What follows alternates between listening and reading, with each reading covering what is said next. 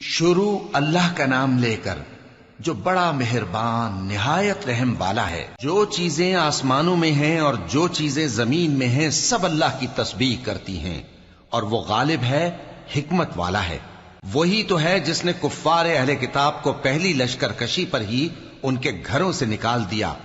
مسلمانوں، تمہارے خیال میں بھی نہ تھا کہ وہ نکل جائیں گے، اور وہ لوگ یہ سمجھے ہوئے تھے کہ ان کے قلعے ان کو اللہ کے عذاب سے بچا لیں گے، مگر اللہ نے ان کو وہاں سے آ لیا جہاں سے ان کو گمان بھی نہ تھا، اور اس نے ان کے دلوں میں دہشت ڈال دی کہ اپنے گھروں کو خود اپنے ہاتھوں اور مومنوں کے ہاتھوں سے اجاڑنے لگے۔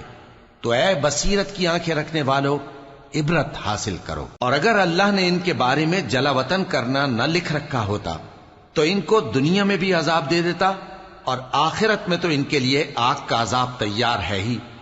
یہ اس لیے کہ انہوں نے اللہ اور اس کے رسول صلی اللہ علیہ وآلہ وسلم کی مخالفت کی، اور جو شخص اللہ کی مخالفت کرے تو اللہ اسے سخت عذاب دینے والا ہے۔ مومنوں، کھجور کے جو درخت تم نے کاٹ ڈالے یا ان کو ان کی جڑوں پر کھڑا رہنے دیا، سو یہ اللہ کے حکم سے تھا، اور اس سے مقصود یہ تھا کہ وہ نافرمانوں کو رسوا کرے۔ اور اے مسلمانوں، جو مال اللہ نے اپنے پیغمبر کو ان لوگوں سے جنگ کے بغیر دلوایا ہے اس میں تمہارا کچھ حق نہیں، کیونکہ اس کے لیے نہ تم نے گھوڑے دوڑائے نہ اونٹ، لیکن اللہ اپنے پیغمبروں کو جن پر چاہتا ہے غالب کر دیتا ہے، اور اللہ ہر چیز پر قادر ہے۔ جو مال اللہ نے اپنے پیغمبر صلی اللہ علیہ وآلہ وسلم کو بستیوں والوں سے دلوایا ہے وہ اللہ کے اور پیغمبر کے قرابت والوں کے اور یتیموں کے اور حاجت مندوں کے اور مسافروں کے لیے ہے، تاکہ جو لوگ تم میں دولت مند ہیں انہی کے ہاتھوں میں نہ گردش کرتا رہے، اور جو چیز تم کو پیغمبر صلی اللہ علیہ وآلہ وسلم دیں وہ لے لو، اور جس سے منع کریں اس سے باز رہو، اور اللہ سے ڈرتے رہو، بے شک اللہ سخت عذاب دینے والا ہے۔ اور ان ضرورت مند مہاجروں کے لیے بھی جو اپنے گھروں اور مالوں سے خارج اور جدا کر دیے گئے ہیں، جو اللہ کے فضل اور اس کی خوشنودی کے طلبگار اور اللہ اور اس کے پیغمبر کے مددگار ہیں، یہی لوگ سچے ہیں۔ اور ان لوگوں کے لیے بھی جو مہاجرین سے پہلے اس گھر یعنی مدینے میں مقیم ہیں اور ایمان میں مضبوط ہیں، اور جو لوگ ہجرت کر کے ان کے پاس آتے ہیں وہ ان سے محبت کرتے ہیں، اور جو کچھ ان کو ملا اس سے اپنے دل میں کچھ خواہش اور خلش نہیں پاتے، اور ان کو اپنی جانوں پر مقدم رکھتے ہیں خواہ وہ خود بھی فاقے سے ہوں۔ اور جو شخص خود غرضی سے بچا لیا گیا تو ایسے ہی لوگ بامراد ہیں۔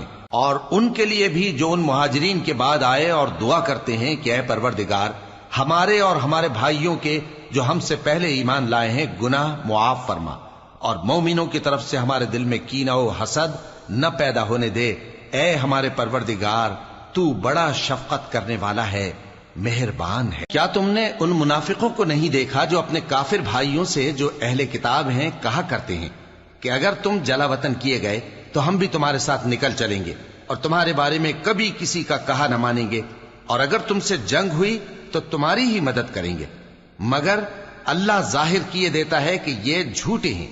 اگر وہ نکالے گئے تو یہ ان کے ساتھ نہیں نکلیں گے، اور اگر ان سے جنگ ہوئی تو یہ ان کی مدد نہیں کریں گے، اور اگر مدد کریں گے بھی تو پیٹ پھیر کر بھاگ جائیں گے، پھر ان کو کہیں سے بھی مدد نہ ملے گی۔ مسلمانوں، تمہاری ہیبت ان لوگوں کے دلوں میں اللہ سے بھی بڑھ کر ہے، یہ اس لیے کہ یہ سمجھ نہیں رکھتے۔ یہ سب جمع ہو کر بھی تم سے نہیں لڑ سکیں گے مگر بستیوں کے قلعوں میں پناہ لے کر یا دیواروں کی اوٹ سے۔ ان کے آپس میں بھی بڑی لڑائی رہتی ہے، تم خیال کرتے ہو کہ یہ اکٹھے ہیں، حالانکہ ان کے دل پھٹے ہوئے ہیں۔ یہ اس لیے کہ یہ بے عقل لوگ ہیں۔ ان کا حال ان لوگوں کا سا ہے جو ان سے کچھ ہی پیشتر اپنے کرتوت کی سزا کا مزہ چکھ چکے ہیں، اور ان کے لیے دکھ دینے والا عذاب تیار ہے۔ منافقوں کی مثال شیطان کی سی ہے کہ انسان سے کہتا رہا کہ کافر ہو جا، پھر جب وہ کافر ہو گیا تو کہنے لگا کہ مجھے تجھ سے کچھ سروکار نہیں، مجھ کو تو اللہ رب العالمین سے ڈر لگتا ہے۔ تو دونوں کا انجام یہ ہوا کہ دونوں دوزخ میں جائیں گے، ہمیشہ اس میں رہیں گے، اور بے انصافوں کی یہی سزا ہے۔ اے ایمان والو، اللہ سے ڈرتے رہو، اور ہر شخص کو دیکھنا چاہیے کہ اس نے کل یعنی آخرت کے لیے کیا سامان بھیجا ہے، اور ہم پھر کہتے ہیں کہ اللہ سے ڈرتے رہو بے شک اللہ تمہارے سب اعمال سے خبردار ہے۔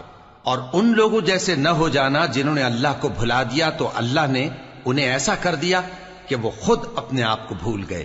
یہی لوگ ہیں نافرمان۔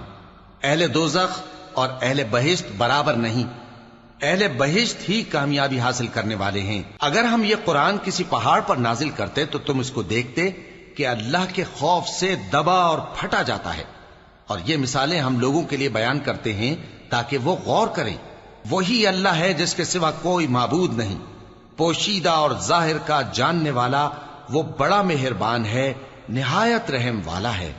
وہی اللہ ہے جس کے سوا کوئی عبادت کے لائق نہیں، بادشاہ حقیقی، ہر عیب سے پاک، سلامتی دینے والا، امن دینے والا، نگہبان، غالب، زبردست، بڑائی والا۔